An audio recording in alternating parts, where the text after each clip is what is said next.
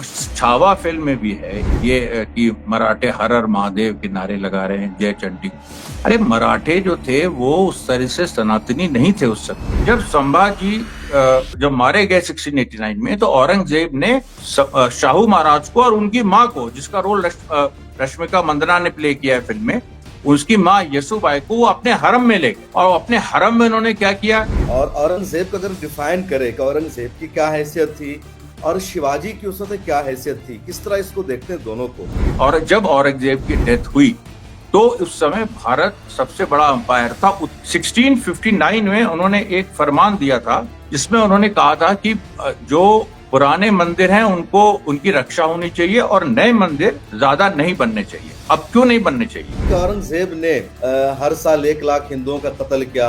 ये बताइए कि चंद्रभान ब्राह्मण उसके साथ, ईश्वरदास नागर उनके साथ, बीरबल का पूरा जो एक लेगेसी है वो उनके साथ, जाट उनके साथ, किसका कत्ल किया ये तो कोई बताए। तो औरंगजेब ने ऑर्डर दे दिया कि सारा इनका जितना भी ईस्ट इंडिया कंपनी की फैक्ट्रीज हैं सबको जब्त कर लिया जाए and they should be ejected from India. Bharat में इनका आना बैन है। संभाजी के इस तरह के टॉर्चर की बात नहीं, हमने बहुत ढूंढने की कोशिश की। वो पूरा रिकॉर्डेड है कि वो पैर पे गिर के उन्होंने सजदा किया, लौट गए। संभाजी के बारे में तो ये फेमस है कि उनको मतलब फेमस क्या, ये तो किताबों में है कि शिवाजी ने उनको 2 बार बंदी बनाया था पन्हाला फोर्ट में। संभाजी का एग्जीक्यूशन हुआ तो कवि कलश का भी एग्जीक्यूशन हुआ। और कवि कलश कौन थे? कवि कलश मेरे एंसेस्टर थे। मिला टाइम्स में खुशामदीद। मैं हूं शम्स तबरेज़ कासमी। बादशाह औरंगजेब आलमगीर, जिनका असल नाम था अबुल मुजफ्फर मोहिउद्दीन, उन पर लगातार तरह तरह के इल्जामात लगाए जा रहे हैं और सियासत पूरी औरंगजेब आलमगीर के इर्द गिर्द आकर रह गई है और उसी पर अब कई इलेक्शन भी होने जा रहे हैं। मेरे साथ मौजूद है मशहूर हिस्टोरियन और मौर्रिख जनाब अमरेश मिश्रा जी। इनसे जानेंगे सच्चाई क्या है। क्या सच में औरंगजेब आलमगीर ने बहुत सारी मंदिरों को तोड़ा था? उन्होंने जिजिया टैक्स लगाया था? उन्होंने हर साल 1 लाख से ज्यादा हिंदुओं का कत्ले आम किया था? और इस तरह के बहुत सारे प्रोपेगेंडा है। व्हाट्सएप यूनिवर्सिटी पर रोजाना इस तरह का टेक्स्ट गर्दिश करता है। अमरेश मिश्रा साहब, मिला टाइम्स में खुशामदीद। औरंगजेब आलमगीर के हवाले से रोजाना नया नया प्रोपेगेंडा आता है और अब इतना प्रोपेगेंडा हो गया कि औरंगजेब आलमगीर का नाम लेना भी जुर्म बन चुका है। आपकी जो इंफॉर्मेशन है, आपकी जो स्टडी है, क्या कहती है? क्या सच में औरंगजेब आलमगीर हिंदुओं के दुश्मन थे? वो मंदिरों को तोड़ते थे और उन्होंने पूरा इस्लामी निजाम आयद कर रखा था? देखिए, ये जो बात है ये काफी हद तक ये जो छावा फिल्म आई, छावा फिल्म में जिस तरीके से संभाजी जो शिवाजी के लड़के थे और शिवाजी का जो रूल था, मतलब शिवाजी ने जब अपने को राजा घोषित किया 1674 में और 1680 में शिवाजी की डेथ हो गई। उसके बाद 1680 से 1689 संभाजी उनके जो पुत्र थे उन्होंने अपने को राजा घोषित किया और मराठा राजा। और 1689 में संभाजी की डेथ हो गई, जो एपिसोड छावा में दिखाया गया है। और ये दिखाया कि बहुत ही क्रूरता से ब्रूटली उनको मारा है। अब हम देखिए यहाँ पर 2 बातें कहना चाहें इस मुद्दे पर। सबसे पहली बात यह है कि किसी भी ऐतिहासिक पर्सनालिटी को कैसे जज किया जी। ऐतिहासिक पर्सनालिटी को जज करने का ये नजरिया हो ही नहीं सकता कि उसने कितने युद्ध किए, उसने कितने मंदिर तोड़े, उसने कितनी मस्जिद तोड़ी। चाहे वो सम्राट अशोक हो, चाहे वो गुप्त साम्राज्य के समय सम्राट गुप्त हो, या ये चंद्रगुप्त विक्रमादित्य हो, जो क्योंकि 3 गोल्डन एराज माने जाते हैं इंडियन हिस्ट्री के, मौर्यन पीरियड, गुप्ता पीरियड और मुगल पीरियड। तो ये तीनों गोल्डन पीरियड है। ये तीनों गोल्डन पीरियड में जो डायनेस्टीज रूल की हैं, मौर्यन डायनेस्टी, गुप्ता डायनेस्टी और मुगल डायनेस्टी, अब इन तीनों में ये क्राइटेरिया नहीं है। कहीं कोई ये नहीं, किसी ने कभी, अब अशोक ने तो कलिंगा की लड़ाई लड़ी, उसमें कितना बड़ा कत्लेआम हुआ, सारी चीजें, अपने भाइयों को मारा, ये, बट वो महत्वपूर्ण नहीं है। महत्वपूर्ण यह है कि उन्होंने भारत को एकीकृत किया। जो चाणक्य और चंद्रगुप्त नींव डाल चुके थे उसको उन्होंने आगे बढ़ाया, भारत को एकीकृत किया। और एक उन्होंने नया विचार धम्म का दिया कि एक रूल बेस्ड ऑर्डर होना चाहिए, कि जो, क्योंकि देखिए वो हम 320 ये 200 BC की बात कर रहे हैं। मतलब आज से करीब आप सोचिए 4000 पहले, मतलब वो ये करीब 3000 4000 साल पहले। उस समय तक आप देखिए तो धर्मों में भी कोई इस तरह का नहीं आया था, इस्लाम भी नहीं आया था, क्रिश्चियनिटी नहीं आई थी, कोई नहीं। हम जो वैदिक रिलीजन था भारत का वही था, और वो भी बहुत सारा इंटरप्रिटेशन होते होते उसमें भी बहुत सारी तब्दीली आ गई थी, रामायण महाभारत हो गई थी, जिनके अनुसार भारत में बहुत बड़ा एक धरती एक तरह से खाली हो गई थी, ये स्थिति थी। अब वहां पर एक अलेक्जेंडर ने अटैक कर दिया था 323 बीसी में, और अलेक्जेंडर जमुना तक आ गया था, उसके आगे नहीं बढ़ा वो, क्योंकि उसको मालूम चला कि मगध के बहुत बहुत बड़ा वो है, सेना है, ये सब है। अब भारत 16 जनपदों में बटा हुआ था, तो चाणक्य ने ये सोचा कि ये 16 जनपदों को सबको यूनाइट करके एक अंपायर बनेगा, तभी हम ग्रीक्स को हरा पाएंगे। और वो चाणक्य ने उसमें उन्होंने जो मगध का राजा नंद था उसके खिलाफ, क्योंकि सबसे बड़ा राज मगध था, लेकिन इस तरह के और छोटे छोटे 16 राज थे, तो उन्होंने मगध को में चंद्रगुप्त मौर्य को बैठाया, और उन्होंने उसके माध्यम से एक क्रांति की, वहां पर बकायदा गुरिल्ला वॉर लड़ी, क्रांति की, और उन्होंने नंद राजा को डिस्प्लेस किया। फिर चंद्रगुप्त मौर्य के माध्यम से एकीकृत किया भारत को, और फिर अलेक्जेंडर तो तब तक डेथ हो गई थी, उसकी जो सेना के सेल्यूकस निकेटर उसको हराया, बहुत फेमस, जो गंधार के पास यानी काबुल के पास लड़ाई में उसको हराया, और फिर मौर्यन एम्पायर जितना बड़ा बना, मुगल एम्पायर ही फिर उसको कंपीट कर पाए, मतलब अफगानिस्तान से लेकर तमिलनाडु तक। तो ये जो देखिए पूरी एक प्रक्रिया थी, और उसमें अशोक जो थे चंद्रगुप्त मौर्य के वो थे, पोते थे, तो अशोक ने उस अंपायर को कंसोलिडेट किया, भारत का नाम हुआ बहुत बड़ी सुपर पावर भारत, ट्रेड में, इसमें, और उन्होंने एक कानून आधारित राज का, मेरे ख्याल से दुनिया में उस समय रोमन अंपायर था, वहां भी कानून का एक राज था, ग्रीक अंपायर था, वहां मतलब ग्रीक किंगडम्स थे, वहां भी एक रूल्स वगैरह थे, लेकिन इस तरह का कोडिफिकेशन जो यहाँ पर हुआ भारत में वो बड़ा यूनिक है, तो वो चीज थी। उसके बाद गुप्ता साम्राज्य में देखिए गोल्डन एज कहा जाता है, क्योंकि इतनी दौलत उस समय भारत के पास आ गई थी, और ये 300 बीसी की बात है, ये 300 एडी की बात है गुप्ता साम्राज्य की। तो वो देखा जाता है कि भारत के को आगे बढ़ाने के लिए भारत का जो आज स्वरूप है, और जो ब्रॉडली एक इंडियन सब कॉन्टिनेंट रहा है वहां पर, क्योंकि देखिए ज्यादातर इतिहास के दौर में काबुल से तमिलनाडु ये एक रहा है, और असम के एक हिस्से से लेके और ये मतलब आज का जो बॉम्बे कह लीजिए या वेस्ट कह लीजिए, ये यही भारत रहा है। उसमें बांग्लादेश रहा है, उसमें पाकिस्तान रहा है, उसमें अफगानिस्तान रहा है, उसमें कुछ एरिया, कुछ दौर में तिब्बत भी रहा है, और जो अफगानिस्तान के आगे जो कुछ ताजा ये बल्ख का इलाका है या बदख्शान का इलाका है, ये सब भी रहे हैं कुछ साल।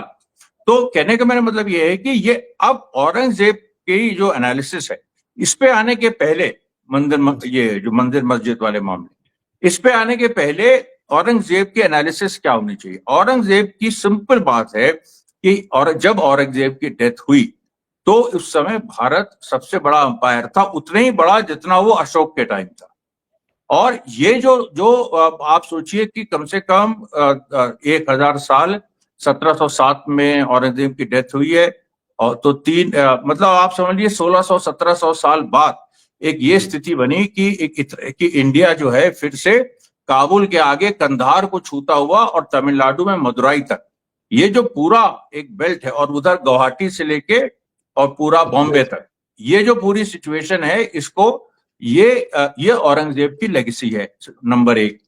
नंबर दो, जो भी राष्ट्र कभी भी कॉलोनाइज हुआ है, यानी जिसने कभी गुलामी देखी है और किसी एक डोमिनेंट पावर की गुलामी देखी है, जैसे 19वीं शताब्दी में यूरोप ने, मतलब 19वीं शताब्दी तक आते आते एशिया के जो बड़े एम्पायर्स थे, ऑटोमन एम्पायर टर्की का, सफाविद एम्पायर ईरान का, और मुगल एम्पायर इंडिया का, तीनों डिक्लाइन कर गए थे, और पूरी दुनिया पे यूरोप का कब्जा हो गया था। इंडिया जो है वो अंग्रेजों के हाथ चला गया था, इंडो चाइना फ्रांस के हाथ चला गया था, अफ्रीका का हिस्सा अंग्रेजों और फ्रांस ने बांट लिया था, इंडोनेशिया हॉलैंड के हाथ चला गया था, पोर्चुगल के हाथ गोवा था और कुछ और इलाके थे, लैटिन अमेरिका में स्पेनिश इंटरेस्ट थे। तो बहुत सारा इस तरीके से पूरी दुनिया पे यूरोप का शासन था। यह हुआ कब? 19वीं शताब्दी। लेकिन उसकी शुरुआत हो गई थी 17वीं शताब्दी में, और औरंगजेब जो राजा थे वो 1658 यानी 17वीं शताब्दी से लेके 1658 से 1707 थे, यानी उसको आप कहिए तो जो 17 से 18 सेंचुरी के बीच में थे वो, ठीक है, 1658 से 1757, बहुत महत्वपूर्ण है।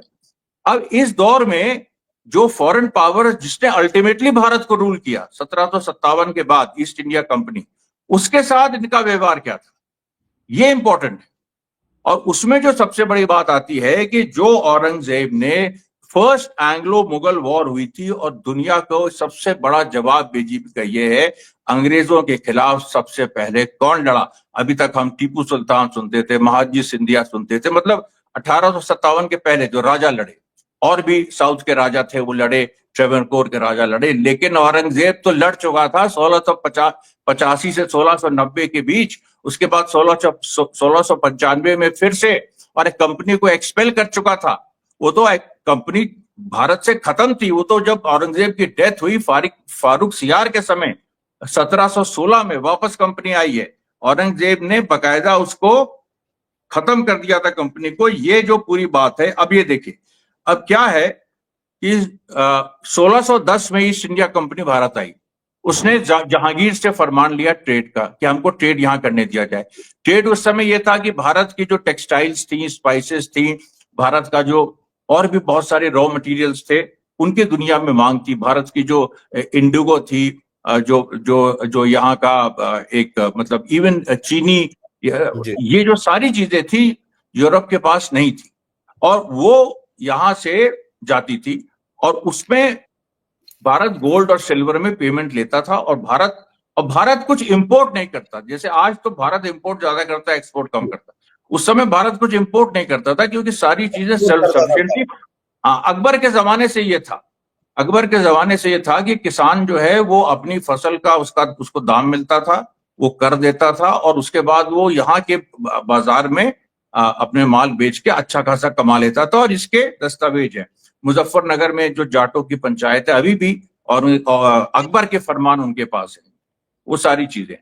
अब सवाल यहाँ पर यह है कि औरंगजेब ने जो ईस्ट इंडिया कंपनी को 1610 में जहांगीर ने फरमान दिया, अब 1680 तक आते आते, अब सोचिए 70 साल हो गए।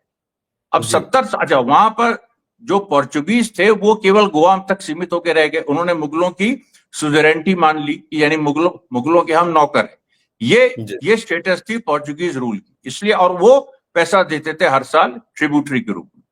अब 1610 में शुरू हुआ, मैं बार बार कह रहा हूं। 1680 में जो ईस्ट इंडिया कंपनी के यहां जो सबसे बड़े अधिकारी थे जोशुआ चाइल्ड, अब जोशुआ चाइल्ड ने, अब बंगाल ईस्ट इंडिया कंपनी के बिजनेस का सेंटर था, क्योंकि वहां टेक्सटाइल सबसे बेहतर बनते थे, और वहां से टेक्सटाइल ईस्ट इंडिया कंपनी बाहर एक्सपोर्ट करता था, और वहां से पैसा लाके भाई वीवर्स को यहां देना होता था, जो ड्यूटी मुगल स्टेट ने लगाई हुई थी वो देनी होती थी। तो देखिए 1622 तक आते आते जो शाइस्ता खान गवर्नर थे, ये वही शिवाजी वाले शाइस्ता खान, ये 16 वो जिनके बारे में फेमस है कि वो भाग रहे थे, उनकी उंगली कट गई। अब शाइस्ता खान ने सबसे जो पहला काम किया था एज गवर्नर ऑफ बंगाल, उन्होंने जो ड्यूटी है ईस्ट इंडिया कंपनी पे वो 2% से 3.5% कर दी। ये 1682 की बात है, 2% से 3.5% कर दी। अब इस सवाल पे ईस्ट इंडिया कंपनी ने कहा कि हम इसको नहीं मानेंगे और हम मिलिट्री कन्फ्रंटेशन में जाएंगे। मिलिट्री कन्फ्रंटेशन के लिए उन्होंने जेम्स II, जो इंग्लैंड का बादशाह है, उसको अर्जी दी कि यहां पर मिलिट्री हमको कन्फ्रंटेशन करना है। और उसने एक ब्रिटिश सेना भेजी। जो ब्रिटिश सेना बॉम्बे आने वाली थी लेकिन भटक गई, वो हुगली पहुंच गई, और हुगली में लड़ाई हुई जिसमें अंग्रेजों की बुरी तरीके से हार हुई। उसके बाद एक दूसरी अंग्रेज फौज बॉम्बे पहुंची, और जहां पर सिद्दी याकूत का रूल था, जो अभी भी जंजीरा का फोर्ट है वहां पर, जो समुद्र के अंदर जंजीरा फोर्ट है, बिल्कुल महाराष्ट्र की कोस्ट लाइन में। बॉम्बे से आप 3-4 घंटा चलिए तो मुरुद जंजीरा जो जगह है, बहुत फेमस है वो। अभी तो वो सिद्दी याकूत, वो सिद्दियों के जो मतलब हबशी ओरिजिन के मुस्लिम यहाँ आए थे, उनके कंट्रोल में था, और जो सेलर्स थे जो इजिप्ट से आए थे। तो सिद्दी याकूत मुगल अफसर था, इसने वहां पर लोहा लिया, बंबई में घुस गया था। अच्छा, बंबई की भी कहानी बड़ी मजेदार है, क्योंकि बंबई वहां कुछ नहीं था, वो पोर्चुगीज के अंडर था। एक पोर्चुगल रानी की शादी अंग्रेजी शाही खानदान में हुई थी 1668 में। बॉम्बे उन्होंने दहेज में दिया था, और बॉम्बे में कुछ खास वो नहीं था, थोड़ा बहुत अपना ईस्ट इंडिया कंपनी ने लगाया था, वो भी सिद्दी याकूत ने नष्ट कर दिया। तो मतलब बैटल ऑफ हुगली में अंग्रेजों को डिफीट हुई। उसके बाद जो बॉम्बे की लड़ाई है उसमें डिफीट हुई। और तीसरी बात, जो अंग्रेज चिटागोंग पे कब्जा करना चाहते थे, क्योंकि चिटागोंग में ट्रेड बड़ा लुक्रेटिव था, वहां से अनाजों की भी स्मगलिंग होती थी जो ईस्ट इंडिया कंपनी करती थी। एक चीज और बता दें, ईस्ट इंडिया कंपनी क्या आधा ट्रेड लीगल था और आधा इलीगल था। इलीगल मतलब जो पायरेसी होती थी उसके थ्रू वो अपना माल बेचते थे, इसीलिए अंग्रेज मतलब इंग्लैंड थोड़ा बहुत कमा लेता था, क्योंकि एक तो लीगल ट्रेड होता था और दूसरा पायरेसी। अब क्योंकि पायरेसी आएगी अभी अपनी कहानी में एक बड़े स्तर पे। तो देखिए, 3 जगह ये पूरी लड़ाई हुई। तीनों जगह देखिए, 1685 में एडमिरल निकलसन 200 तोपों के साथ और हजारों लोगों के साथ ये इसको चिटागोंग पहुंचना था। मद्रास से एक और फोर्स आनी थी ईस्ट इंडिया कंपनी की, लेकिन वो फोर्स भटक गई, चिटागोंग वो नहीं पहुंच पाई, हुगली में जाके फंस गई। वहां पर इन लोगों ने जमींदार, जैसे बैटल ऑफ प्लासी में बाद में किया, जमींदारों को सबको खिला पिला रखा था, लेकिन किसी ने इनका साथ नहीं दिया। उसके बाद जब ये देखिए एंड ये अच्छा, वहां क्या हुआ, हुगली में एक घटना हो गई कि कुछ ब्रिटिश ऑफिसर्स जा रहे थे, उन्होंने कुछ बदतमीजी की, तो वहां जो मुगल सोल्जर्स थे उन्होंने खूब पीटा उनको। तो उससे और ज्यादा खुल गया कि ये अंग्रेज जो है घेरने की कोशिश कर रहे हैं। फिर जो 1688 में एक इंग्लिश जो फ्लीट है वो यहां पर पहुंची और उसने वो बालासोर की तरफ बढ़ना चाहा, लेकिन वहां पर उसको रोक दिया गया। और इस पूरी लड़ाई में आप देखिए तो ईस्ट इंडिया कंपनी के 100 से बहुत, मतलब ये स्कर्मिशेस हुई अलग अलग, 100 से ऊपर ईस्ट इंडिया कंपनी के लोग मारे गए।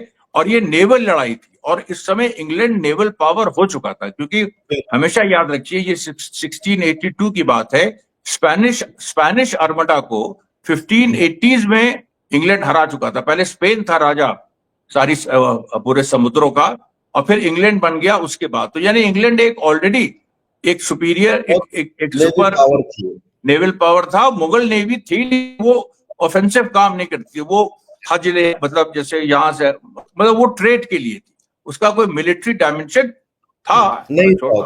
मिलिट्री शिप्स थी उनके पास, सिद्दी याकूत के पास थी, इनके पास, लेकिन उसका मेन काम था कि जो हज में जा रहे हैं पिलग्रिम या जो ट्रेड में सामान जा रहा है उसकी रक्षा करना। तो अब जब ये जब सब हुआ, तो उसके बाद औरंगजेब ने उस समय 15 लाख रुपए का फाइन लगाया ईस्ट इंडिया कंपनी पे, और ईस्ट इंडिया कंपनी से कहा कि तुम लोग, अब तुम्हारा जो जितने भी ट्रेडिंग प्रिविलेजेस है वो सब ले लिए जाएंगे, और उन ट्रेडिंग प्रिविलेजेस को अगर तुम्हें वापस पाना है तो तुम कंपनी की मुगल एम्पायर के प्रति अपनी लॉयल्टी सिद्ध करो, नंबर 1। अब यहां तो ये घटना हो गई। अब 1695 में एक और घटना हुई कि एक हज को शिप जा रही थी, मुगल शिप, जिसमें एक जेम्स एवरी नाम के ब्रिटिश पायरेट ने अटैक किया, और उसने 3 दिन उसको लूटा और बहुत जुल्म किया उसने। उसके बाद औरंगजेब ने ऑर्डर दे दिया कि सारा इनका जितना भी ईस्ट इंडिया कंपनी की फैक्ट्रीज हैं सबको जब्त कर लिया जाए, and they should be ejected from India. Bharat में इनका आना बैन है। अब आप सोचिए 1695 में वो अगर पॉलिसी चलती तो ना आज हम गुलाम होते, आज हम दूसरी स्थिति में होते, आज हम अमेरिका के टक्कर के होते, इसमें कोई दो राय नहीं। अब आप लोग सोचते हैं कि औरंगजेब की डेथ के बाद औरंगजेब ने इतना अंपायर फैला दिया तो वो बिखर गया अंपायर, और फिर वो उस वजह से हम गुलाम बने। नहीं, गुलाम आप इसलिए बने क्योंकि औरंगजेब जैसा फिगर नहीं था। औरंगजेब ने उस समय आपको एक पूरा ईस्ट इंडिया कंपनी को नेस्तनाबूद कर दिया था, पूरा नेस्तनाबूद, मतलब बैन कर दिया था भारत में औरंगजेब। हाँ बिल्कुल, उन्होंने बैन कर दिया था कि इनसे कोई संबंध नहीं रहेगा। और 1707 तक जब तक वो जिंदा रहा तब तक भी वही रहा। उसका जो बेटा बहादुर शाह 1, जो उसका बेटा जो केवल 5 साल रूल कर पाया, बहादुर शाह 1, उसको उसके समय भी रहा, फिर उसके बाद जहांदार शाह के समय भी रहा। फिर जब फारूक सियार आया, आप तो जानते हैं उस समय ये सैयद ब्रदर्स और बहुत सारे इस तरह के जो इख्तिलाफ हैं, जो मर्डर्स होना शुरू हो गए, हाँ वो सब झगड़ा शुरू हो गया। तो मोहम्मद शाह रंगीले के पहले जो फारूक सियार था, उसमें एक फारूक सियार का एक किस्सा भी है कि उसकी बेटी बीमार थी, वो इंग्लिश मेडिसिन से ठीक हुई, तो उसने फिर उस डॉक्टर ने कहा कि आप ईस्ट इंडिया कंपनी को फिर से अलाउ करिए। तो कुछ थोड़ा बहुत वहां से शुरू होता है, वो आते आते फिर और ज्यादा फिर यहाँ पर झगड़े बढ़ते हैं, और फिर नादिर शाह का हमला होता है 1739 में, जो मुगल। अच्छा, उस हमले की भी आप बात देखिए, जाते जाते मैं ये भी बता दूं, क्योंकि शिया सुन्नी लोग बहुत करते हैं। 1739 में जो करनाल की लड़ाई हुई नादिर शाह से, जो मुगल सेना हार गई, उसमें बताइए अवध के नवाब जो शिया थे सफदर जंग, वो लड़े, और जो सुन्नी थे निजाम, वो बैठ के कॉफी पी रहे थे, वो लड़े ही नहीं। और ये और उस लेकिन उस हार से क्या हुआ कि पूरा जो भारत, जो मुगल अंपायर का जो एक जलवा था पूरे ईस्ट में, वो ढह गया, और उसकी वजह से भी बहुत बड़ा कारण था कि ईस्ट इंडिया कंपनी को आने का मौका मिला। लबोलबाब ये है कि औरंगजेब जो था, वो he was the last India's last emperor which ruled over a united India, and who actually took India's GDP to 24%. और जो तीसरी बात सबसे इंपॉर्टेंट है कि he had expelled the British who ultimately colonized India. तो ये जो तीन चीजें हैं, ये क्राइटेरिया हैं औरंगजेब की। अब जहां तक देखिए फरमानों की बात आती है, तो मैं सारे फरमान, देखिए काशी विश्वनाथ को लेके एक कहानी है, और कहानी क्या, उसको गांधी जी के जो सेक्रेटरी थे पट्टाभी सीतारमैया, उन्होंने अपनी किताब में इसका जिक्र किया है कि उनको किसी दोस्त ने बताया था, उस दोस्त को किसी उलेमा ने बताया था कि वही वाली कि जो बंगाल जा रही थी मुगल सेना, और जो हिंदू राजा थे उनकी एक पत्नी को वहां पर कुछ उनके साथ गलत हुआ, उसके बाद वो जो, और कच्छ का राजा था, उसने औरंगजेब से कहा कि इस पनिशमेंट दीजिए। तो औरंगजेब ने कहा कि जहां इतना बुरा काम हुआ है वहां पर कोई पूजा पाठ नहीं हो सकती, इसके लिए। और फिर वो जो महारानी थी जिसको बचाया गया, उसने कहा कि यहाँ एक छोटी सी मस्जिद भी बननी चाहिए। ये एक कहानी है। मैं इसको कि मैंने बहुत ढूंढने की कोशिश की, इसका हिस्टोरिकल सोर्स नहीं मिलता। पट्टाभी सीतारमैया ने पहली बार ये बात कही, और उन्होंने भी कहा कि हमको इसने बताई। तो ये एक तरह से जिसको ओरल हिस्ट्री कहते हैं, एक जुबानी कहानी जो चलती है, इसको हिस्ट्री में ओरल हिस्ट्री कहते हैं। ओरल हिस्ट्री जो जबान से पूरी चली आ रही, इसने इससे कहा, उसने इससे कहा, इसने इससे कहा, इस तरीके से। एक तो उसका महत्व है, लेकिन उसका उतना महत्व नहीं है जितना लिखित उसका है। लिखित में देखिए औरंगजेब के जो फरमान हैं वो कई मंदिरों के हैं, कई लोग कई प्लेटफॉर्म्स पे बोल चुके हैं कि औरंगजेब के जो फरमान हैं। अब मैं एक फरमान यहाँ पर आप लोगों के बीच रखना चाहता हूं, जो 1659 का, यानी 1658 में औरंगजेब बादशाह बने थे।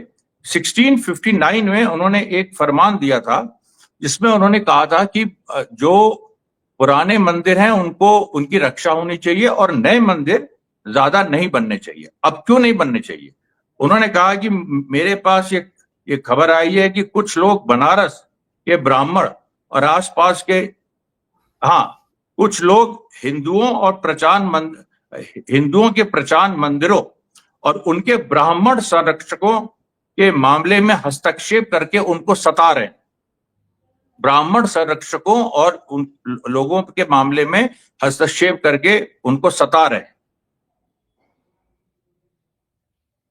ठीक है, वे लोग और वे लोग धमकियां भी दे रहे हैं और दुख और यातना भी दे रहे हैं। हमारा शाही आदेश ये है कि इस स्पष्ट आदेश के मिलने के तुरंत बाद, वो एक अपने अधिकारी को उन्होंने दिया है, अबुल हसन नाम के, हमारा स्पष्ट आदेश ये है कि तुरंत इस पर अमल किया जाए। भविष्य में इन क्षेत्रों में रहने वाले ब्राह्मणों और हिंदुओं के मामले में अवैध रूप से हस्तक्षेप न किया जाए और इनमें कोई गड़बड़ी न की जाए, ताकि वे पहले की तरह अपने पदों पर रहकर दिल की एकाग्रता के साथ ईश्वर की उपासना करें और हमारी इस्लामी सल्तनत के लिए सदैव दुआ करते रहें। अब आप देखिए यहां पर दो कॉन्सेप्ट आ गए। इस्लामी सल्तनत है हमारी, उसके, और ये मैंने आपको बताया था 1803 में जो शाह अब्दुल अजीज का जो फतवा था, जिससे आजादी का आंदोलन शुरू हुआ था, जिसमें उन्होंने कहा था कि ना सत्ता मुसलमानों के पास है, ना उनके धिम्मियों के पास। तो हिंदू, मान लीजिए धिम्मी एक स्टेटस यहाँ पर औरंगजेब ने दी थी, जजिया भी लगाया था, और मुसलमानों को ज़कात देना था। उसके परसेंटेज के बारे में राम पुनियानी जी बोल चुके। लेकिन महत्वपूर्ण बात यह है कि उन्होंने ये कहा था कि इसी में इन्होंने स्पष्ट किया कि जब तक ये नहीं हो जाता, जब तक ये पूरी व्यवस्था नहीं हो जाती, जब तक लोग तंग करना बंद नहीं करते हैं, तब तक नए मंदिरों का जो वो है कि नए मंदिर जो हैं उन पे भी रोक लगाई जानी चाहिए। ये पूरा एक देखिए वो है। अच्छा, उसके बाद कई हैं। एक जो इन्होंने जो बनारस के ही एक कोई सेक्ट यहाँ का है, हाँ, एक एक गोसाई सेक्ट को इन्होंने दिया। फिर इन्होंने जो उज्जैन का महाकालेश्वर मंदिर है उसको दिया। उसके बाद इन्होंने और फिर अच्छा, हर जगह एक ब्राह्मण एंगल है, क्योंकि ऐसा लग रहा है कि औरंगजेब के समय कोई कोशिश ऐसी हो रही थी जिसके बारे में अभी स्टडी नहीं हुई है इतिहासकारों द्वारा। कोई स्टडी ऐसी हो रही थी कि ब्राह्मणों के खिलाफ मंदिरों से उनको बेदखल करना, जो अभी देखिए बहस चल रही है कि मंदिर की दलित वो होने चाहिए, ये होने चाहिए। इस तरह की बात कहीं ना कहीं आ रही थी, क्योंकि क्यों इस तरह के वो। अच्छा, ये जो आपको जो प्रमाण बताओ उसमें हर जगह बरहमन की बात है कि बरहमन को बचाना चाह रहे हैं वो, कि बरहमन हाँ, ही मंदिर हर जगह ये ऑलमोस्ट हर जगह बात है। और ये देखिए, एक औरंगजेब के समय के एक हिंदू ब्राह्मण लेखक थे ईश्वर दास नागर, जिनकी फुतुहाते आलमगीरी नाम की किताब है, बकायदा फारसी में, पढ़े लिखे थे। उन्होंने भी इस पे लिखा है और उन्होंने सारी चीजें इस पे लिखी हैं। वो भी औरंगजेब को अपना मतलब एक तरह से, भाई उस समय राजा का मतलब खुदा ही होता था एक तरह से, वो डिवाइन मानते थे, खुदा तो नहीं, डिवाइन, मतलब जो राजा है उसके पास कोई दैवी शक्ति है, तो वो भी उसको मानते थे। उन्होंने उसके बारे में लिखा। संभाजी के बारे में भी उन्होंने लिखा, ईश्वर दास नागर ने। ये उनकी बड़ी उस समय, क्योंकि वो उस समय थे औरंगजेब के समय, और उनकी किताब बहुत मानी जाती। उसके बाद एक चीज और बताएं आपको, मराठी सोर्सेज में दो सोर्सेज हैं, बाखर और शक्वली। अब बाखर जो है, बाखर कई बाखर लिखी गई हैं शिवाजी के समय से, वो रिकॉर्ड होती क्या क्या हुआ। उन बाखरों में भी आप देख लीजिए, तो मुझे सबसे आश्चर्य की बात मुझको ये लगी कि उसमें संभाजी के इस तरह के टॉर्चर की बात नहीं है। हमने बहुत ढूंढने की कोशिश की, यही मिला हमको कि उनको अरेस्ट किया। अरेस्ट करने के बाद ही वॉज पुट टू डेथ। कुछ बातचीत कुछ हुई है और इस्लाम कबूल कर देने को उन्होंने कहा, ये कहीं नहीं है। कोई मुझे बता दे, मराठी, मैं फिर से कह रहा हूं बहुत जिम्मेदारी से, मराठी सोर्सेज, मैं, क्योंकि लोग कहेंगे अरे फारसी सोर्सेज ब्राह्मण, वो तो उनका साथी देगा, ये इस तरह का। हालांकि इसको लेके दूसरा वो भी है, ब्राह्मण कहेंगे कि नहीं हमको देखो उससे जोड़ सच्चाई। लेकिन अच्छा, चंद्रभान ब्राह्मण की मैंने बात बताई, जो जो नॉर्थ इंडिया के थे, हरियाणा के थे, और वो भी ब्राह्मण थे। वो भी शाहजहां औरंगजेब दोनों के टाइम थे। उनकी किताब है लेटर्स ऑफ अ ब्राह्मण, जो अभी ट्रांसलेट हुई है इंग्लिश में अमेरिका में, तो उसमें भी आप देख लीजिए, तो उसमें भी कोई इस तरह की बात नहीं है। मैं लेकिन दूसरी जगह चैलेंज दे रहा हूं। मैं कह रहा हूं कि जो बाखर है, बाखर जो है, और जो शक्वली, जो इस तरीके सोर्सेज हैं मराठी हिस्ट्री के, जो सबसे ऑथेंटिक माने जाते हैं, और ये लंबा इनका बहुत बड़ा जखीरा है, कुछ ट्रांसलेट हुए हैं कुछ नहीं हुए हैं। यहां पर कोई मुझे बता दे कि संभाजी की मौत का जो ये वर्जन है कि उनको 14 दिन तक उनको यातना दी गई, उनको, ये सब जादूनाथ सरकार ने किया। जादूनाथ सरकार 1920 के बंगाल के हिस्टोरियन थे, और बंगाल के हिस्टोरियन जो ब्रिटिश स्कूल के थे, जो ब्रिटिश कॉलोनियल वर्जन को मानते थे, ये सब अंग्रेजों की कहानियां थी। और एक चीज आपको और दिलचस्प बता दें, बंगाल स्कूल को चैलेंज किसने किया? बंगाल स्कूल को इलाहाबाद स्कूल ने चैलेंज किया, क्योंकि इलाहाबाद यूनिवर्सिटी उस समय की कलकत्ता यूनिवर्सिटी के बाद सबसे प्रीमियर थी। कलकत्ता यूनिवर्सिटी 1858 में बनी, तो इलाहाबाद यूनिवर्सिटी भी 1871 तक उसकी साइंस फैकल्टी बन गई थी, फिर आर्ट्स फैकल्टी भी बन गई, उसकी भी, वो भी उतनी प्राचीन थी।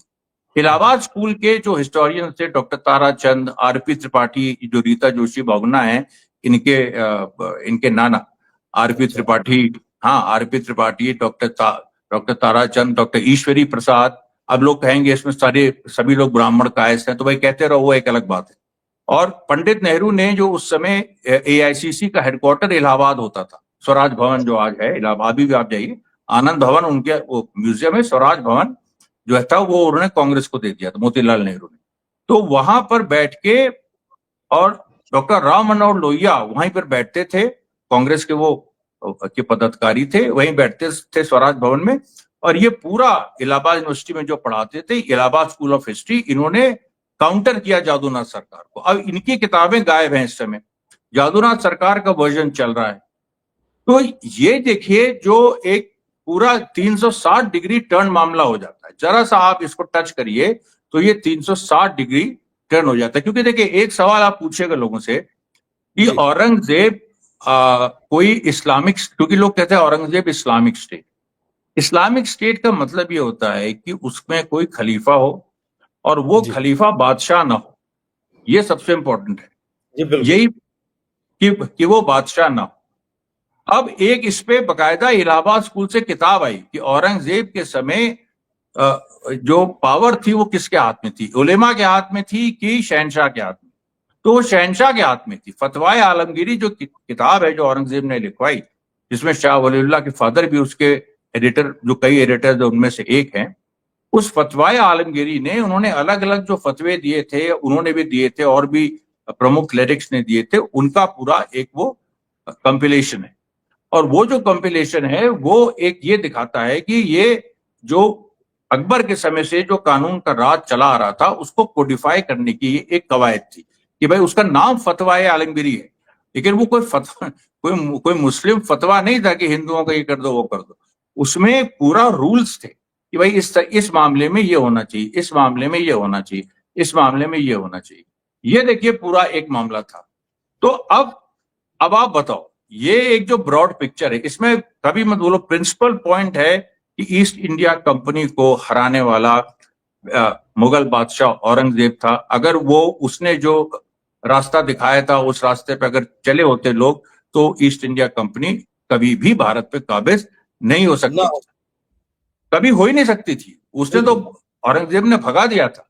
ये एक बड़ी साजिश हुई है ये। अच्छा, औरंगजेब जो एम्पायर छोड़ गया था, उसमें तमाम, भाई हर एम्पायर में कॉन्फ्लिक्ट्स होते हैं, कोई भी आप देखिए। और जितनी आपकी सबसे मजेदार बात है, लोग कहते हैं औरंगजेब के समय विद्रोह बहुत हुए। अरे क्यों नहीं होंगे?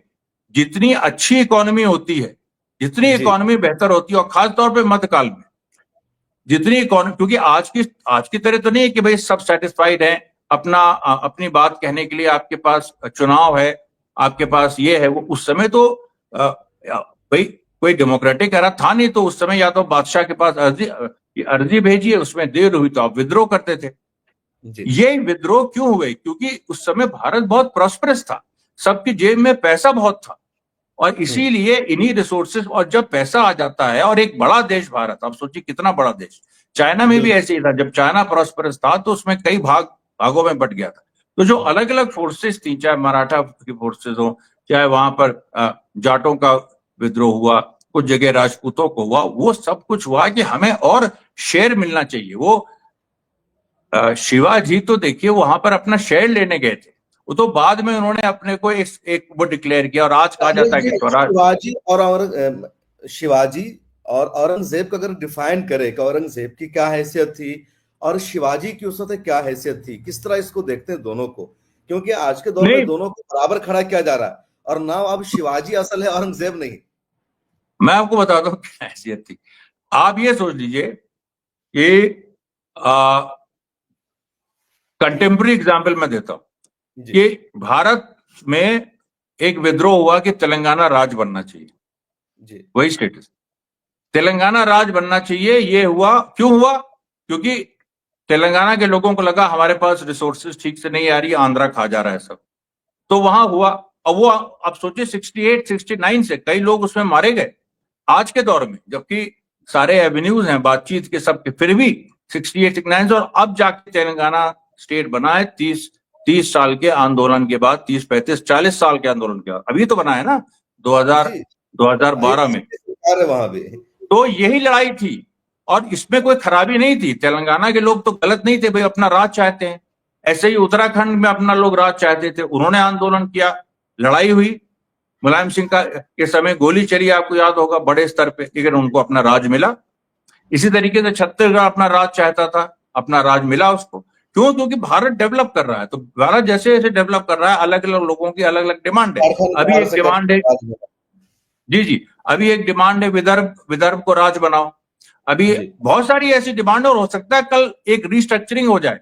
अभी एक जो स्टेट कमीशन एक और बैठनी है जिसमें जो ये सजेस्ट करेगी कि क्या और छोटे राज्य बनाए जाने की नहीं बनाए चाहिए, क्योंकि समस्या वही है कि सेंटर के पास जो पैसा आ रहा है उसको डिस्ट्रीब्यूट कैसे किया जाए। तो वहां उस समय भी ये दिक्कत थी और औरंगजेब अपने अपनी तरह से कई नुस्खे निकाले थे और अल्टीमेटली उसने कंट्रोल कर लिया था सब कुछ। ऐसा नहीं था उसने सब कुछ कंट्रोल कर लिया था। और एक बात जो कोई नहीं बताता है, पता नहीं क्यों, अब मैं क्या बताऊं इसमें, कि संभाजी 1689 में वो मारे जाते हैं। संभाजी के बाद उनके सौतेले जो भाई है राजा राम, वो मराठों की कमान संभालते हैं। राजा राम की डेथ हो जाती है 1799 तक, वो भाग के जिंजी जाते हैं जो कि साउथ इंडिया में, वहां उनकी डेथ हो जाती है। अब 1799 तक आते आते शिवाजी भी गए, संभाजी भी गए, राजा राम जी। अब कौन बचा? तो संभाजी के लड़के शाहू जी। अब शाहू जी कहां थे? शाहू जी को जब संभाजी जब मारे गए 1689 में, तो औरंगजेब ने शाहू महाराज को और उनकी मां को, जिसका रोल रश्मिका मंदाना ने प्ले किया है फिल्म में, उसकी मां यसुबाई को वो अपने हरम में ले गए। और अपने हरम में उन्होंने क्या किया? हरम में कहीं से कोई ऐसी चीज नहीं हरम में कुछ गलत हुआ ही हो, बल्कि उल्टा उनकी इज्जत हुई, उनकी पढ़ाई लिखाई हुई। और जब 1707 में औरंगजेब की डेथ हुई तो उनके लड़का बहादुर शाह वन, उसने शाहू जी को छोड़ा और शाहू जी सबसे उसके बाद मराठों का जो राइज उसके बाद, क्योंकि 1799 और इसके बीच में मराठों का राज बिल्कुल खत्म हो जाता, 10-12 साल कुछ नहीं होता। जब शाहू जी छूटते हैं और फिर पेशवा बाजीराव के जो फादर हैं बालाजी विश्वनाथ, वो पेशवा बनते हैं, फिर एक नया राइज शुरू होता है जो फिर एक लंबा चलता है और वो पूरा 1803 तक चलता है।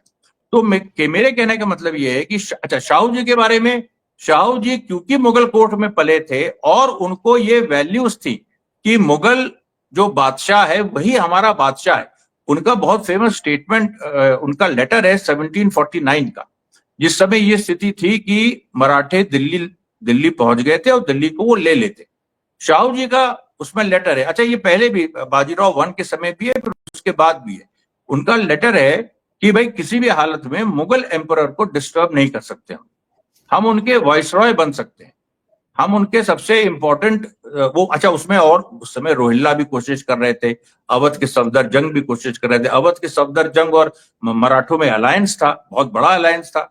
तो वो तो ये शाहू जी के बारे में जो लोग कहते हैं, शाहू जी का बाज़ाब्ता स्टेटमेंट है कि मुगल एम्परर को डिस्ट्रॉय नहीं कर सकते। हाँ, वो तो है ही।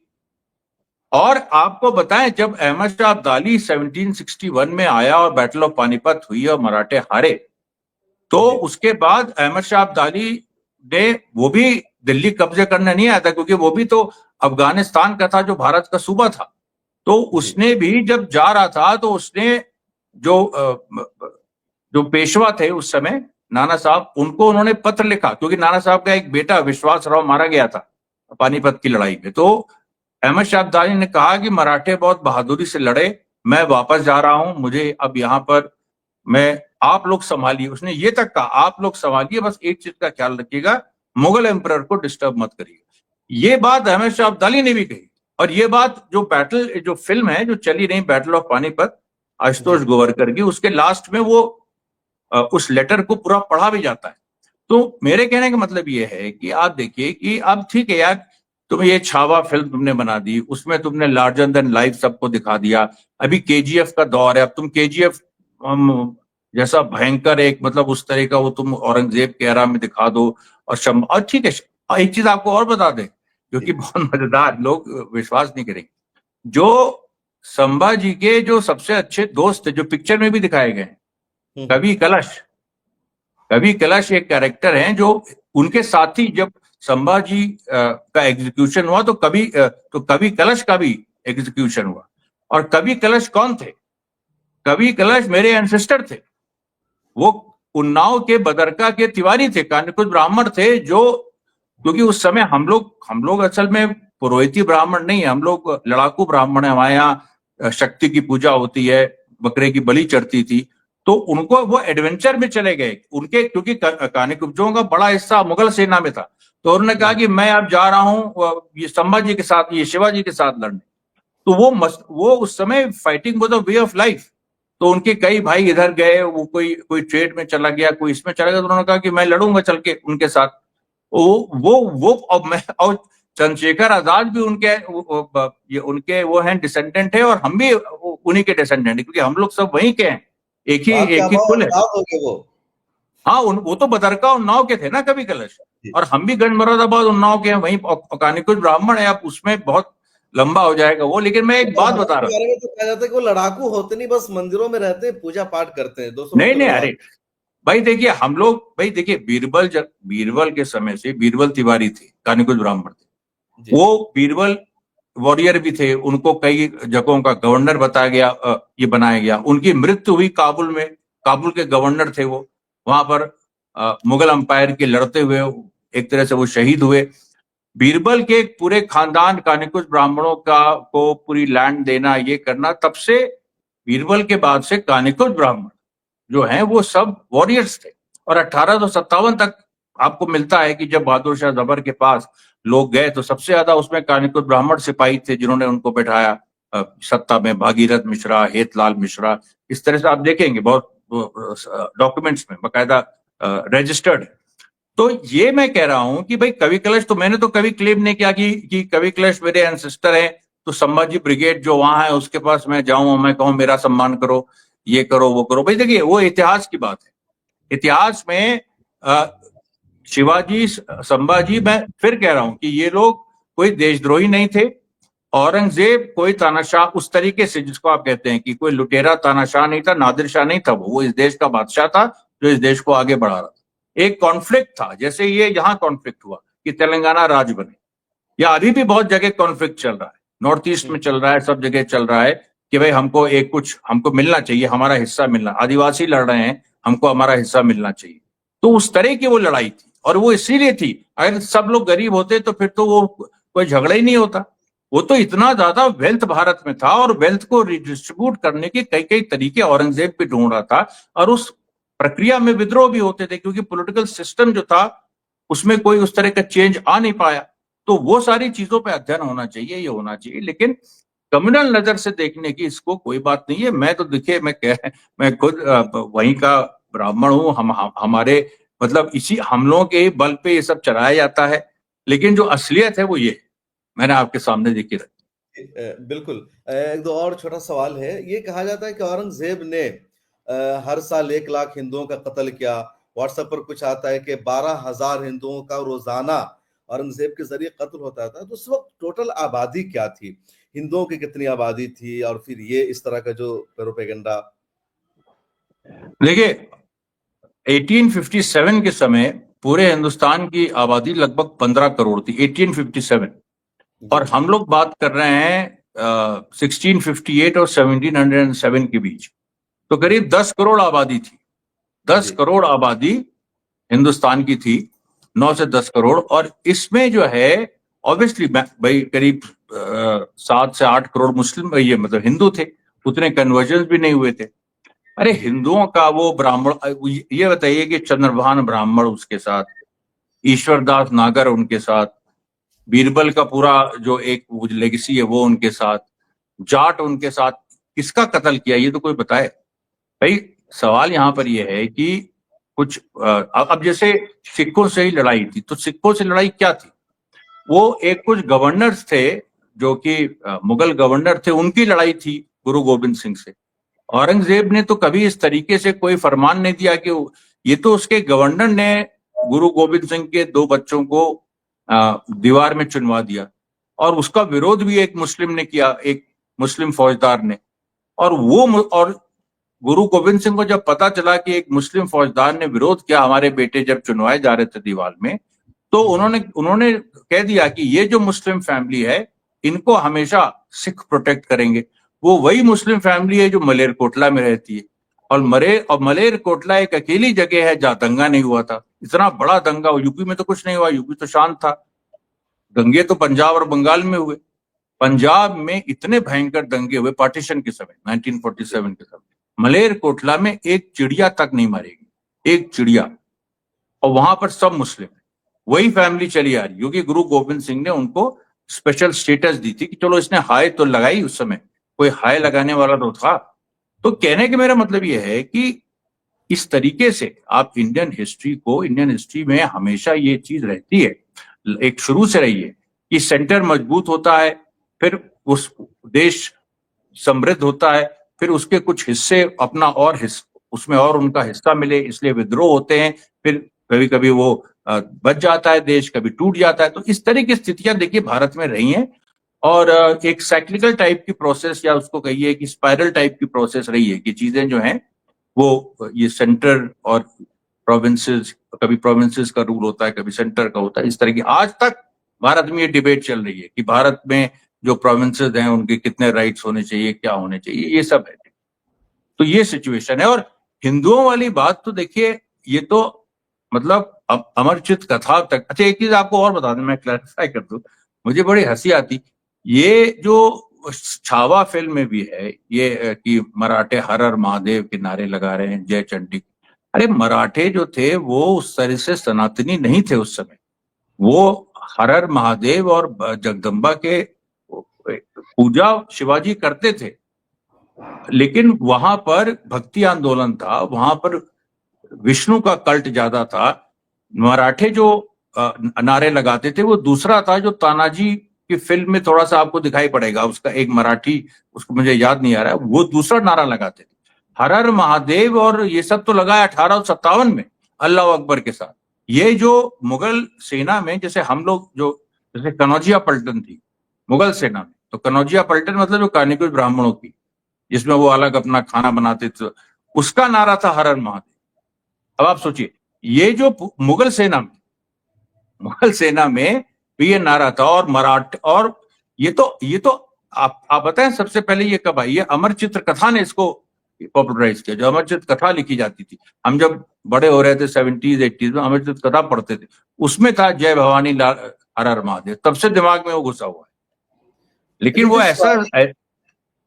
ऐसी रियलिटी नहीं है। बिल्कुल। अच्छा, जो शिवाजी थे कितने रिलीजियस थे, कितने हिंदुत्व के मुहाफिज थे। जैसे औरंगजेब के बारे में भी कहा, जो अपनी जाती जिंदगी में औरंगजेब बहुत ज्यादा इस्लाम पसंद थे, नमाज के पाबंद, म्यूजिक उनको पसंद नहीं था, कुरान की तिलावत करते थे। तो शिवाजी अपनी पर्सनल लाइफ में कितने रिलीजियस थे, कितने हिंदू धर्म पर वो अमल करते थे, क्या है वो खुद का मामला? देखिए, औरंगजेब के बारे में भी मैं बताऊं, उनके फेजेस हैं। वो खुद सितार बहुत अच्छा बजाते थे, बहुत सारे वाद्य यंत्र खुद बहुत अच्छा बजाते थे। वो तो एक दौर था जब उनको लगा कि दारा शिको, उस पर देखिए बहुत लंबी बात हो जाएगी कि दारा शिको असल में, आप उस समय एक इटालियन ट्रैवलर आया था, वो मचूनी करके, तो उसने जो है किताब लिखी है, और वो दारा शिको के साथ था उस पूरी लड़ाई में। उसके हिसाब से दारा शिको क्रिश्चियन हो गया था। अब आप सोचिए, और लड़ाई ये थी कि औरंगजेब को लग रहा था ईस्ट इंडिया कंपनी वगैरह का भी एक शुरू ही हो चुका था उस समय तक, हालांकि परवान पे नहीं पहुंचा था, लेकिन एक औरंगजेब को ये लगता था वो कि हम लोग हाँ, कि इन लोगों को, विदेशियों को क्यों अलाउ किया गया है, हमारे एंसेस्टर्स ने क्यों अलाउ किया, ये थोड़ा सा था उसको। तो वहां पर जाके जो इस तरीके से जो बहुत सारे मतलब दारा शिको, अब ये देखिए एंगल, ये कोई बोले कि नहीं, सोचेंगे अपने उस सत्ता के लिए अपने भाई को मार दिया, लेकिन वहां विचारधारा की लड़ाई थी। विचारधारा ये नहीं थी कि दारा शिको गंगा जमनी तहजीब के साथ था और औरंगजेब कट्टर इस्लाम के साथ था, ये बात नहीं थी, बात दूसरी थी, जिसके बारे में अगर बात फिर निकली तो बहुत दूर तक जाएगी। लेकिन जो आपने अभी क्या पूछा था, एक ये आपने, मैंने कहा कि शिवाजी अपनी जिंदगी में कितने हाँ रिलीजियस थे। करेक्ट। जैसे तो कहा देखिए जाता है कि बहुत शिवाजी, बड़े हिंदुत्व के जी मुहाफिज थे वो, क्या सच्चाई उस वक्त की? देखिए शिवाजी को मैं बता रहा हूं आपसे, महाराष्ट्र में भक्ति आंदोलन चला था, ये संत ज्ञानेश्वर से शुरू होता है 13वीं शताब्दी से। अब वो भक्ति आंदोलन किसानों के बीच और इसके बीच पूरा चला था, और शिवाजी उससे प्रभावित थे। और वहां पर आज भी देखिए तो विठोबा ये पूजे जाते हैं। विठोबा क्या है? विठल, ये विष्णु जी के कह लीजिए, कृष्ण जी के मराठी रूप है। तो ये आज भी विठोबा का बहुत बड़ा मंदिर पंढरपुर में है, जहां पर महाकुंभ की तरह वहां भी उतनी ही भीड़ होती है। तो शिवाजी और ये लोग उससे निकले हुए थे, एक तरीके से समझ लीजिए, जैसे अपने यहाँ कबीरदास हुए, रईदास हुए, या ये जो संत परंपरा है इसको मानने वाले थे। अब इस संत परंपरा में बहुत ज्यादा मूर्ति पूजा या इसके उसके खिलाफ भी नहीं थी, लेकिन उसमें उसमें ज्यादा ये था कि अपना खुद का ध्यान लगाओ, मेडिटेशन करो, कुछ भगवान के भजन गाओ, कुछ इस तरह की चीज करो, एक भगवान को मानो। मतलब एक भगवान मतलब कि भाई शैव और वैष्णव में मत बटो, अगर वैष्णव हो तो फिर विष्णु जी को पूजो, शैव हो तो शैव। तो ये जो चीज है ना कि इसेंशियली, अब ये भी बहुत बड़ा सवाल है, शिवाजी अगर वैष्णव थे तो वो कभी हर हर महादेव का नारा उनकी सेना लगा ही नहीं सकती। वो तो शैव नारा था, वो तो हम लोग लगाते थे। और जय भवानी हम लोग लगाते थे क्योंकि हम लोग शक्ति के पुजारी थे। तो वो मुगल सेना की कनौजिया पलटन का नारा था, जो मुगल सेना के साथ लड़ती थी। तो ये मैं आपसे बता रहा हूं कि ये जो पूरी एक एक जो, तो इसलिए शिवाजी स्पिरिचुअली स्पिरिचुअली इंक्लाइंड बहुत थे, आध्यात्मिक बहुत थे। उनका एक ये था, आध्यात्मिक पहलू था, लेकिन वो उससे भी बड़े राजनेता थे, पॉलिटिक्स में वो माहिर थे। और इसीलिए औरंगजेब उनकी इज्जत करता था कि ये जो है इसको राजनीति करना आती है। उस समय बीजापुर राज अलग था, गोलकुंडा अलग था। इनके फादर बीजापुर राज के ऑफिशियल थे। उस समय ये सोचना कि हम अपना राज बना लें, हम अपना ये कर लें, अपना हम इस तरीके से, वो बड़ा ही एक बगावती आइडिया था जिसको लेके शिवाजी चले। And all credit to him कि उन्होंने ये करके दिखाया कि ये हमने देखिए ये स्थापित किया। अमरेश जी, रिलीजन की यहाँ हिंदुओं, ये देखिए कई कई इंस्टेंसेस ऐसे हैं जहां उन्होंने जो उनके उनके लोगों ने लूटपाट की, कुछ मुस्लिम पे प्रहार किया महिलाओं के साथ, तो उसको उन्होंने सजा भी दी। ये बिल्कुल बाकायदा रिटन है। शिवाजी इस मामले में बहुत क्लियर थे। शिवाजी के जो वालिद है वो बीजापुर की जो आदिल शाही सल्तनत थी वहां ऑफिसर थे, और इन्होंने एक अलग अपना राज बनाने का ऐलान किया, गोरिल्ला जंग शुरू की शिवाजी ने। और औरंगजेब से फिर कहां से इनकी लड़ाई शुरू हो गई, क्योंकि औरंगजेब से इनका मामला नहीं था। इनकी जो बगावत भी थी शिवाजी की, वो बीजापुर शाही सल्तनत के खिलाफ थी। तो वहां पर ये हुआ ना कि भाई जो एरिया, देखिए जो जिस एरिया में इन्होंने बगावत शुरू की, बीजापुर थोड़ा इधर था। जिस औरंगजेब तो चाहता था पूरा साउथ लेना, कि पूरे साउथ में मुगल अंपायर के अंडर आ जाए, एक उसके अंडर आए। ये जो थे, ये जो अहमदनगर की भी एक सल्तनत थी जो कि पहले हाँ, अकबर ने ले ली थी। अहमदनगर में भी इनके फादर या इनके ये जो मराठे थे, इनके बहुत बड़ा हिस्सा वहां भी था, वहां की उसमें। तो अहमदनगर तक मुगल सल्तनत आ गई थी, वहां सूबे बन चुके थे, अहमदनगर सूबा था बकायदा, और भी इस तरीके से। तो वो जब, क्योंकि शिवाजी की लड़ाई होती थी तो वो बीजापुर शुरू में जो हुई है, बीजापुर के उससे भी लड़े हैं वो। यहाँ पर अहमदनगर में आ जाते थे बॉर्डर क्रॉस करके, तो मुगल फोर्सेस से लड़ते थे, क्योंकि उनको दोनों इलाकों में अपने राज को कोंकण से लेके अहमदनगर तक, या इधर मराठवाड़ा जिसको आज कहते हैं, वहां तक फैलाना था। तो उस समय दोनों, इसीलिए देखिए, तो बहुत सारी बार शिवाजी की जो समझौता हुआ था औरंगजेब से, वो यही हुआ था कि बीजापुर के खिलाफ हम लोग मिल के लड़े, बीजापुर के खिलाफ हम लोग मिल के लड़े, और तुम्हारे फादर वहां के हैं तो तुम हमारे साथ हो। और इस पे हो भी गई थी बात। वो तो एक वहां एक नहीं बन पाई बात, हो गई एक, मतलब टसल हो गया वहां पर। और वो टसल भी छोटी चीज को लेके था, लेकिन हुआ भाई, अब ऐसे टसल होते थे उस समय। तो वो जो है तो ये देखिए बात थी। अच्छा, शम्मा जी के बारे में तो ये फेमस है कि उनको मतलब फेमस क्या, ये तो किताबों में है कि शिवाजी ने उनको 2 बार बंदी बनाया था पन्हाला दो फोर्ट में। 2 बार बंदी बनाया था, और एक बार तो वो दिलेर खान जो मुगल सेना का था उसके साथ वो शिवाजी के खिलाफ लड़े थे।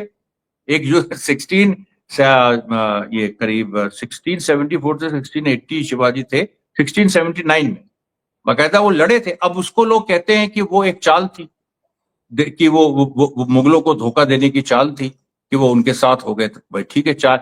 अब ये इस तरह के इंटरप्रिटेशन, अब इसमें तो तभी हो सकता है फैसला जब कोई यूनिवर्सिटी डिबेट कराए, जहां आमने सामने बैठे, डॉक्यूमेंट्स खोलें, शास्त्रार्थ हो दिन भर, तब जाके इस चीज का फैसला हो सकता है। नहीं तो इस चीज का फैसला कैसे होगा? हम तो संभावनाओं पे बात कर रहे हैं। ये बिल्कुल, लेकिन जब जो उनका कुछ चीजें, साथ रहे तो उसी के जी एतबार को। बिल्कुल, बिल्कुल, लेकिन जो कुछ चीजें सर्टेन है, जैसे ये जो फरमान मैंने पढ़ा, अब ये फरमान 1911 में एक कोर्ट में अपियर हो चुका है, जिसमें औरंगजेब ने ब्राह्मणों की रक्षा की बात की है। ये अभी दस्तावेज है।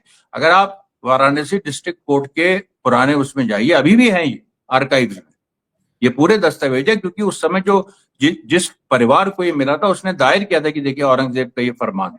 और ऐसे कई मंदिर है, महाकालेश्वर मंदिर है, बिहार के अनेकों मंदिर हैं। अब उनकी लिस्ट पे हम जाएं तो फिर तो शाम हो जाएगी नहीं, पूरा। और जो नजदीकी थे, जो उनके जो मिनिस्टर्स थे, वज़रा थे, जो निज़ाम संभालते थे, औरंगज़ेब तो बादशाह था, लेकिन हाँ जितने उनके कारिंदे, तो उसमें भी अक्सरियत यही आता है कि वो ब्राह्मण थे या राजपूत थे, इन्हीं लोगों हाँ के हाँ, हाथों में पूरा इक़्तिदार था। वही उन्हीं के हाथों में था। उनके नवरत्न में 3 हिंदू थे, बीरबल तिवारी थे, ये टोडरमल खत्री थे, और मान सिंह ठाकुर थे। तो ये मतलब राजपूत थे। तो ये 3 जो है जो कि कोर था उनका। और बाकी जी, अबू फजल थे, फैजी थे, और फिर बाकियों का नाम आपको याद भी नहीं होगा क्योंकि बाकी उतने इंपॉर्टेंट नहीं थे। अच्छा, वो हाँ, और रहीम खान खाना। तो ये हुँ, 6 जिन्होंने अकबर की तुलसीदास से बकायदा मीटिंग कराई थी। इसका रिकॉर्ड है, इसकी पेंटिंग है, उदयपुर म्यूजियम में है कि तुलसीदास अकबर गंगा के पास मिल रहे हैं, तुलसीदास एक नाव में, अकबर दूसरे नाव में। और इस पे गीत, और इस पे तो हमारे बचपन में हमारी माँ गीत भी गाया करती थी कि जब अकबर आए, और फिर क्योंकि अकबर का जो इमेज थी उस समय वो बिल्कुल हिंदू राजा वाली थी। तो वो एक दूसरी, तो कहने का मेरा मतलब ये है कि अभी देखिए, ये इस दौर में इतिहास अभी चल रहा है, इसका राजनीतिकरण हुआ है।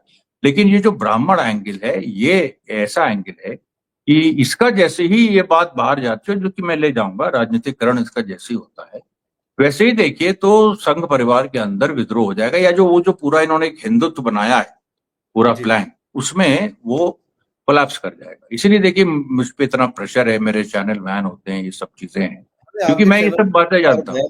मैं हैं, और मैं लोगों से कहूँगा भी, अपने तमाम व्यूअर्स के, कि मिश्रा जी के चैनल को ज़रूर सब्सक्राइब कीजिए, डिस्क्रिप्शन में हाँ, लिंक वो भी वाला है। जो अभी अभी जो 3 रिस्टोर हुए हैं, उसमें जो मैं अभी चला रहा हूँ, उसका लिंक भेज दूँ जी, आपको। भेजिएगा। और हाँ हम लोग, मतलब मैं चाहूँगा हम अपने ऑडियंस को बताएँ भी कि हिस्ट्री पर हम लगातार इस तरह का प्रोग्राम भी करेंगे मिश्रा हाँ जी के साथ, ताकि सच्चाई पता चल सके। एक आखिरी सवाल मिश्रा जी, उसके बाद इसको हम बंद करेंगे, कि औरंगज़ेब पर बार-बार इल्ज़ाम लगता है, कई मर्तबा अच्छे लोग भी इल्ज़ाम लगा देते हैं कि औरंगज़ेब ने बहुत सारी मंदिरों को तोड़ा और उनकी जगह उन्होंने मंदिर की तामीर की। राम पुनियानी भी कह गए कि 15-16 मंदिरों को तोड़ा था औरंगज़ेब ने। हालाँकि 1-2 का ज़्यादातर वाक़या मिलता है और उसकी कोई वजह सामने आती है। तो क्या ऐसा कोई डॉक्यूमेंट है कि औरंगज़ेब ने उन मंदिरों को तोड़ा और वहाँ पर मस्जिद बनाई गई और आज भी मौजूद है? ऐसा कितना डॉक्यूमेंट है? देखिए, मैं आपको बताता हूँ कि जैसे काशी विश्वनाथ को उन्होंने तोड़ा, मासिरी आलमगीर में वो एक एंट्री है कि 1666 या जी, 1667 में इस तारीख को विश्वनाथ मंदिर तोड़ दिया गया। अब सवाल ये है, रिसर्च की जो बात है, कि उस तारीख को हम ये जो पूरी बता रहे हैं, जिसमें कच्छ का राजा और रानी का जो सवाल था और वो वहां पर ऐसे पाई गई, उससे टैली करना होगा कि भाई जी। वो हिस्ट्री का काम तो यही है, उसको टैली वो करना शुरू होगा। था। हुँ, दूसरी दूसरी बात, जो अब जो चीज रिकॉर्डेड है, वो तो ये भी है कि गोलकुंडा पे जब औरंगजेब ने कब्जा किया, और मैं भी गोलकुंडा गया था कुछ दिन पहले, वहां की जामा मस्जिद को तोड़ा। वहां की जामा मस्जिद को औरंगजेब ने डिमोलिश किया। उसकी वजह थी, उसमें एक सुरंग थी, और उसके मतलब मिलिट्री रीजन थे उसको जी, तोड़ने। और आपको एक बात और बता दें, जो कुतुब शाही थी, जिसका शासन था गोलकुंडा पे लंबे समय से, मतलब 1570-75 से, और 1687 में गोलकुंडा गिरा है, मतलब 100-150 साल कुतुब शाही का जो शासन था। तो कुतुब शाही ने एक मंदिर वहां बनाया था, क्योंकि ओरिजिनली वो एक हिल था जिसमें एक मंदिर था, उस मंदिर को नहीं तोड़ा था। मैं अभी गोलकुंडा गया हूँ, हैदराबाद गया था, अभी करीब 15-20 दिन हुए, किसी काम से गया था वहां। मैंने देखा वो मंदिर जस का तस तब भी था, और जब औरंगजेब ने कब्जा किया तब भी था। जामा मस्जिद वहां की टूटी हुई, वो रिकॉर्डेड है, क्योंकि वो एक जंग की बात थी। तो जी। ये, भाई, हम ये कह रहे हैं कि मंदिर तोड़े, तो उसका लेके हम बैठने को तैयार हैं। तुम बताओ ना, हमको प्रमाण दो। मैं तो एज अ हिस्टोरियन, हालांकि ये मेरा मेडिवल हिस्ट्री टॉपिक नहीं है, मेरा टॉपिक मॉडर्न हिस्ट्री है। 1857 से हम उसके एक्सपर्ट माने जाते हैं, और फिर आज के दौर में जो हमारी पॉलिटिकल एनालिसिस है, वो वेस्ट एशिया को लेके है। जी, हम लेकिन फिर भी मेडिवल हिस्ट्री के हम स्टूडेंट रहे हैं, क्योंकि हमारा सब्जेक्ट था। एमए हम हिस्ट्री में है, तो उसमें मेडिवल हिस्ट्री में, ऑब्वियसली एंशियंट हिस्ट्री में भी इंटरेस्ट। तो मेडिवल हिस्ट्री पे भी हमारे पास डॉक्यूमेंट्स बहुत सारे हैं, बहुत सारी चीजें हैं, उसको लेके कभी कोई बैठे, आमने सामने बात हो, और तब ये समझ में आए कि और अब वो मथुरा वाला जो टेम्पल है, देखिए जी। मथुरा में क्या हुआ। अब मथुरा में इसमें जो आप उस समय के बहुत सारे जो औरंगजेब के क्रॉनिकल्स हैं, जैसे यही जो ईश्वर चंद नागर ने जो लिखी ये उसका क्या नाम था, कुतुबा आलमगीरी, इसमें भी मथुरा का मेंशन आता है कि मथुरा में वो रुके, वहां पर जाटों का विद्रोह चल रहा था, उसको उन्होंने उन्होंने दबाया। उसके बाद उन्होंने कुछ वहां पर कुछ स्ट्रक्चर्स जाटों ने बनाए थे अपने। जाट देखिए, कभी मुझे सबसे बड़ी जो अजीब बात लगती है ना, देखिए जब आदमी को जैसे मैंने कहा कि मराठे जो थे वो शिव और शक्ति के उपासक नहीं थे, जी वो विठोबा के उपासक थे। तो वो हर हर महादेव और ये लगाएंगे, इसमें डाउट है। उसी तरीके से मथुरा के मंदिर, अगर जाट विद्रोह की वजह से उन्होंने मथुरा के मंदिर तोड़े, तो जाट तो अभी भी मतलब सनातनी कभी वो रहे नहीं, अभी भी अब बहुत हद तक आर्य समाजी हैं। और जाटों के अंदर उस तरह से पूजा पाठ और जो सनातन धर्म के भगवानों को मानना, वैसी कोई स्थिति रही नहीं। तो वहां पर अगर कृष्ण जन्मभूमि, ये लोग कहते हैं कृष्ण जन्मभूमि थी, और जाटों का जो था ये बड़ा, ये और लोग सोचते हैं कि जाट जो है वो कृष्ण भगवान को बहुत मानते हैं। वो यादवों में है। जाटों में देखिए क्या था कि एक वो उनका एक किसान, जो किसान धर्म होता है, वो मानते थे। उसमें उनके ग्राम देवता, उनके अपने गोत्र के लोग, उनके एंसेस्टर्स, उनको वो मानते थे। कोई ऐसे कृष्ण की पूजा करते थे, इतना बड़ा मंदिर बनाया था कृष्ण का, जो तोड़ दिया गया। ये इस पे रिसर्च करने की जरूरत है। इस पे कहीं इस पे केस भी सुना, केस वेस भी चल रहा है, लेकिन इसका कोई कोई प्रमाण नहीं है इसका। जी बिल्कुल। तो बहुत शुक्रिया, हम लोगों ने काफी लंबी बातचीत की औरंगजेब आलमगीर के ताल्लुक से, और सबसे अहम बात जो अमरेश साहब ने आज बताई कि ये औरंगजेब आलमगीर ने कई सारी मंदिरों पर पाबंदी लगाई कि नई मंदिर की तामीर नहीं होगी, या उनका फरमान था। तो उसके पीछे की जो असल वजह थी वो बरहमन का तहफ़्फ़ुज़, उनकी हिफाजत, और जो पूरी बात निखर कर सामने आई वो ये कि कहीं ना कहीं उस दौर में भी ब्राह्मणों से मंदिरों को छीनने की कोशिश की जा रही थी। जो कहा जाता है कि पूजा पाठ सिर्फ ब्राह्मण का ही अधिकार और हक है, बकिया को दूसरे काम करने होंगे, खुदा के जो या ईश्वर के सबसे नजदीक वो ब्राह्मण होते हैं। तो ब्राह्मण को इस हक से महरूम करने की कोशिश की जा रही थी। तब औरंगजेब आलमगीर ने इस तरह के फरमान जारी किए, और बाज़ाब्ता सबूत मौजूद है, स्क्रीन पर आपने इन सबको देखा भी है। तो आगे भी इस पर बहस होगी, एक डिबेट का मौजू है कि क्या वजह थी, क्या उस वक्त के हालात थे, और इस पर गुफ्तगू होनी चाहिए। बहुत शुक्रिया अमरेश मिश्रा जी, आपने और वो टाइम दिया। ईस्ट इंडिया कंपनी वाला पॉइंट, वो जी बहुत हाँ, और इंपॉर्टेंट है। ईस्ट इंडिया कंपनी का पॉइंट तो वाकई में सबसे अहम है, क्योंकि ईस्ट इंडिया कंपनी ने जब भी भारत पर अटैक करने की कोशिश की अलग अलग इलाकों से, औरंगजेब ने उनको यहाँ से भागने पर मजबूर किया। मैं तारीख में कहीं पढ़ रहा था अमरेश जी के एक मरतबा इंग्लैंड यानी ब्रिटिश एम्पायर ने बाजाब्ता अपने 2 सीनियर ऑफिसर को भेजा था माफी तलाफी के लिए कि हाँ, औरंगजेब माफ कर दे, और अरे दोबारा से लड़ाई वो शुरू हो पूरा जाए तो। रिकॉर्डेड है। जी, वो पूरा तो रिकॉर्डेड है कि वो पैर पे गिर के उन्होंने सजदा जी, किया, लौट गए, ये किया वो किया। और अंग्रेजों ने बड़ी गाली दी है कि ये क्या है, बिल्कुल इस तरह तगड़ी से लौट बेइज्जती। लौट के। ब्रिटिश एम्पायर जिनको फख्र है कि हमने पूरी दुनिया पर हुकूमत की है हाँ, और हमारी वो सल्तनत औरंग में हाँ, कोई मजबूर नहीं होता उनको था, सजदा औरंगजेब करवाया था के बकायदा। दरबार में वो मतलब उल्टा पांव उल्टे होकर के चल करके गए थे और हाँ, माफी मांगी थी। तो बहुत, अरे ये बहुत उनको सजाएं दी गई थी, बहुत उठक बैठक कराई गई। अब आज की भाषा में मतलब जी कायदे से उनको वहां पर ट्रीटमेंट मिला था। जी बिल्कुल। ये तो ये क्या है? पूरी तारीखी सच्चाई औरंगजेब ने सब किया, और वाकई अगर औरंगजेब आलमगीर का जो मिजाज था, जिस तरह उन्होंने हिंदुस्तान को ग्रेट बनाया, यहाँ तमिलनाडु से काबुल तक या आसाम से गुजरात तक, वो अगर आज भी रहता तो नो डाउट कि सुपर पावर दुनिया का भारत ही रहता। लेकिन औरंगजेब के बाद वाले लोगों ने आपस में लड़ना शुरू कर दिया और भारत मुत्तहिद नहीं हो सका, कई टुकड़ों में तकसीम हो गया, फिर भारत अंग्रेजों का गुलाम भी बना। तो ये पूरी तारीखी सच्चाई है। मजीद इस हवाले से अगर आपका कोई सवाल हो, कोई क्वेश्चन हो, कुछ आप जानना चाहते हैं तो कमेंट सेक्शन में जरूर लिखे। अमरेश मिश्रा जी को उनके डायरेक्ट यूट्यूब चैनल पर भी आप सुन सकते हैं, क्योंकि लगातार वो तारीख सच्चाई बताते हैं, खासतौर पर जो फलस्तीन और इसराइल की जंग चल रही है, तो उस जंग के हवाले से जो सबसे सही इंफॉर्मेशन है वो अमरेश जी पूरे इंडिया को बताने की कोशिश करते हैं। तो बहुत शुक्रिया अमरेश जी, फिर मुलाकात होगी, और इसी तरह आप आते रहिए और सच्चाई लोगों को बताते रहिए। बहुत बहुत